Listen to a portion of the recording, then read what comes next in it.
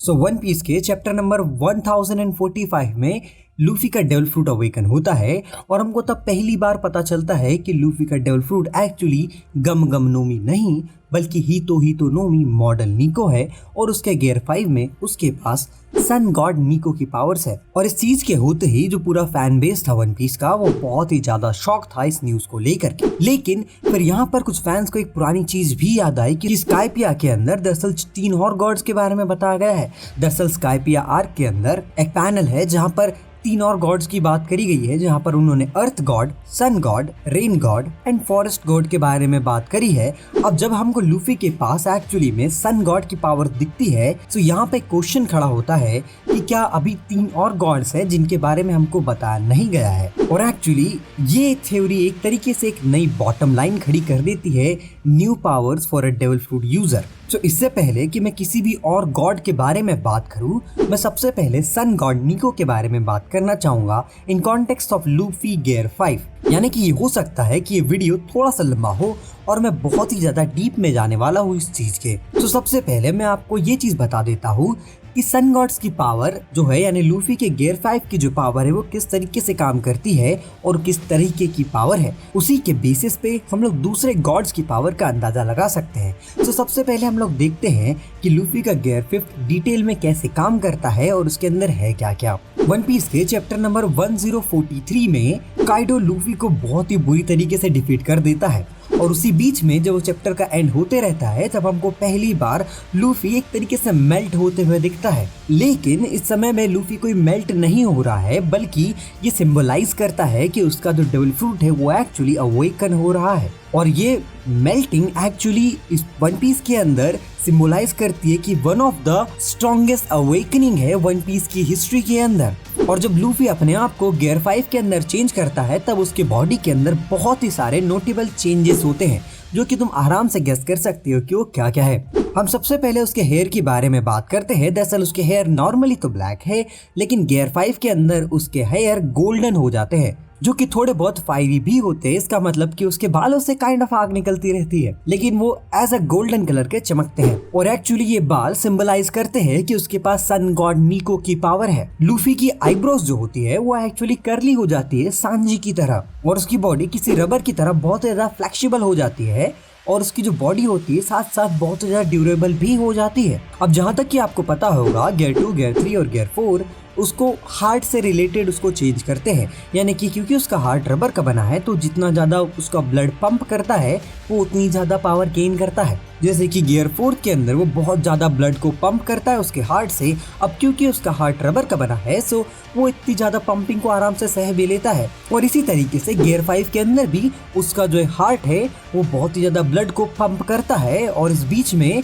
वो एक arithmetic beat के अंदर बजता है जिसको कि जुनेशा ने बिट्स ऑफ लिबरेशन कहा था। और वहीं पे यही चीज यानी कि उसका गियर 5 उसको कैरेक्टरिस्टिक देता है जॉय बॉय की और साथ ही साथ में सन गॉड निको की। और इसी वजह से जुनेसा वहाँ पे बोल रहा था कि जॉय बॉय वापस आ गया है क्योंकि जब लूफी उसके गियर 5 में होता है तब लूफी बहुत ही ज्यादा हंसता है बैटल करते वक्त और उसके बाल किसी सन गॉड की तरह चमकते रहते हैं। अब इसकी पावर्स एंड एबिलिटीज के बारे में बात करते हैं। अगर आपको इसमें डीप और डिटेल डिस्कशन वीडियो चाहिए तो आप ऊपर आई टैब पे एक वीडियो देख सकते हो या फिर मैं उसका थंबनेल आपको दिखा भी रहा होगा। ये मैंने कुछ ही दिन पहले डाला है जिसमें कि मैंने उसकी पावर ऑफ इमेजिनेशन को बहुत ही डीप में डिस्कस करा है। सबसे पहले हम उसके देखते हैं इंक्रीज्ड ट्रांसफॉर्मेशन एबिलिटीज को। आपने लूफी को उसके गियर 2, गियर 3 और गियर 4 में भी देखा होगा कि उसकी बॉडी एक ट्मेंडस चेंज लेती है क्योंकि वो बॉडी में काइंड ऑफ ट्रांसफॉर्मेशंस कर सकता है। और वहीं पर गियर 5 में भी ऐसा ही होता है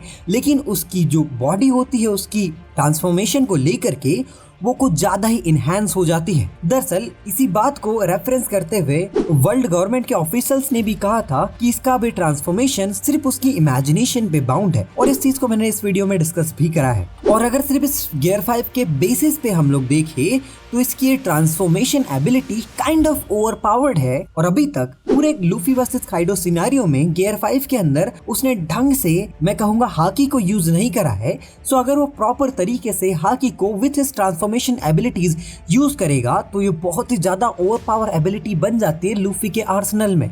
इंक्रीज्ड रबर एबिलिटीज अब आपको जाहिर सी बात तो पता होगी कि कभी भी किसका डेविल फ्रूट अवेकन होता है तो एक्चुअली में वो लोग कई सारी चीजों को उनके डेविल फ्रूट के नेचर के हिसाब से चेंज कर सकते हैं। जैसे डोल्फिमिंगो के केस में वो स्ट्रिंग्स में चेंज कर देता था या फिर मैं कहूँ सिल्क्स में, वहीं पर लूफी के केस में वो उसके सराउंडिंग्स को भी रबर में चेंज कर देता है। इसका जो ये रबरी पार्ट है दरअसल इसको बहुत ही ज्यादा ड्यूरेबल बनाता है बहुत सारे सिचुएशंस में।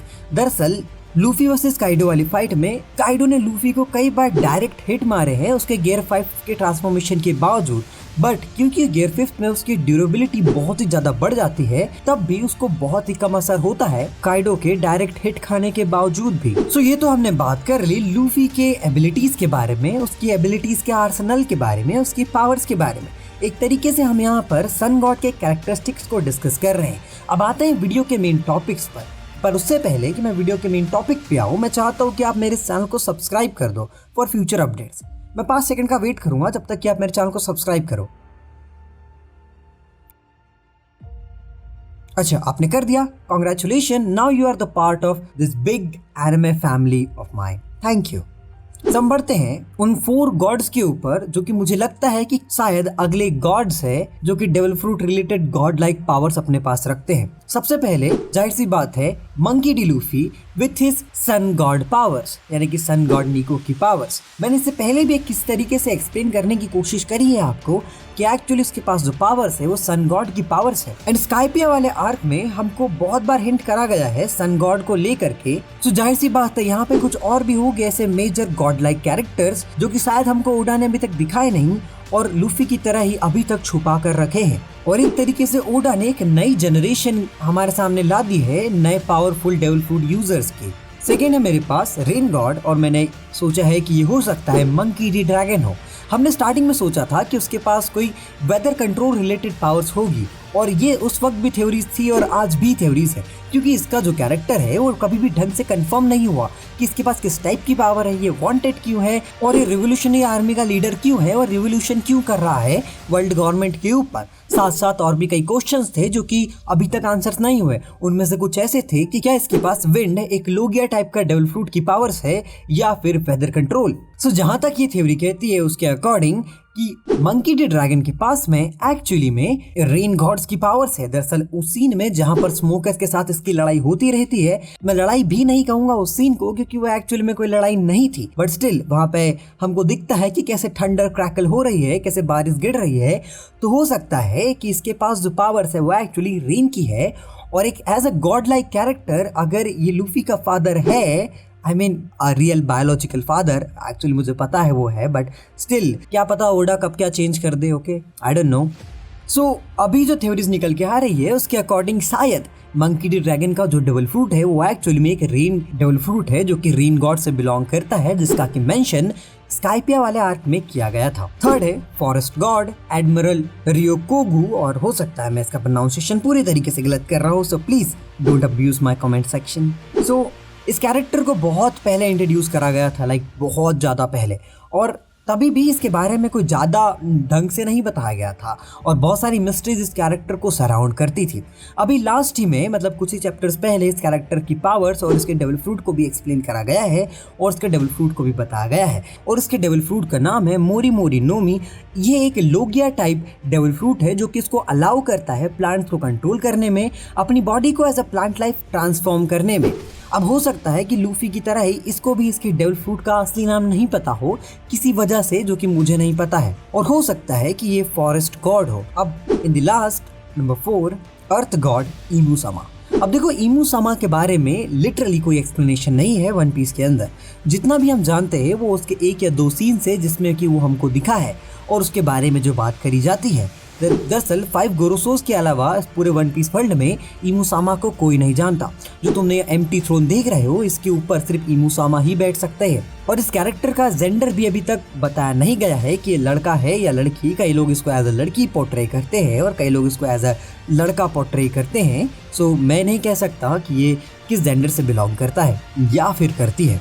अब अगर ये एक ऐसा कैरेक्टर है जो कि लिटरली इस पूरे वर्ल्ड पे बिहाइंड द सीन कंट्रोल करता है और थोड़ा से इस पूरे वर्ल्ड को रूल करता है, सो जाहिर सी बात है इस कैरेक्टर के पास उसकी इस रूल के लिए बैक करने के लिए कोई पावर तो होगी, और आई थिंक इसकी ये पावर्स जो है वो एक्चुअली अर्थ गॉड से निकल के आती है। दरअसल हो सकता है जो आप रेड लाइंस देख रहे हो उसकी इसने पावर से ही इसी ने क्रिएट करा है।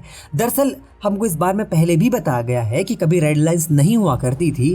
दरअसल वर्ल्ड गवर्नमेंट के स्टैब्लिश होने के बाद रेड लाइंस क्रिएट हुई थी।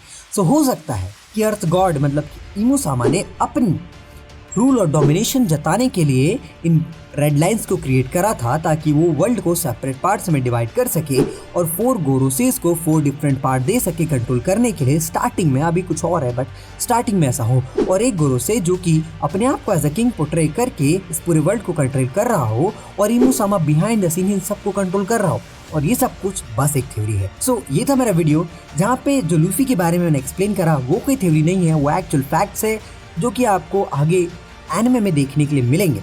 और वहीं पर जो थ्योरी है 4 गॉड्स के बारे में वो एक्चुअली पूरी तरीके से एक थ्योरी है, एक fan made theory.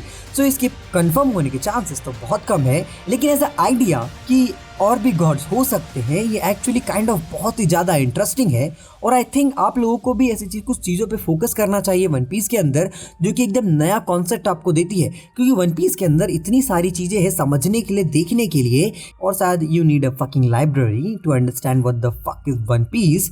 Okay, so I hope तुम लोगों को वीडियो पसंद आया होगा। मैं मिलता हूँ किसी नए वीडियो में किसी नए टॉपिक के साथ, तब तक के लिए बाय बाय। और हाँ, मेरे चैनल को सब्सक्राइब जरूर कर देना।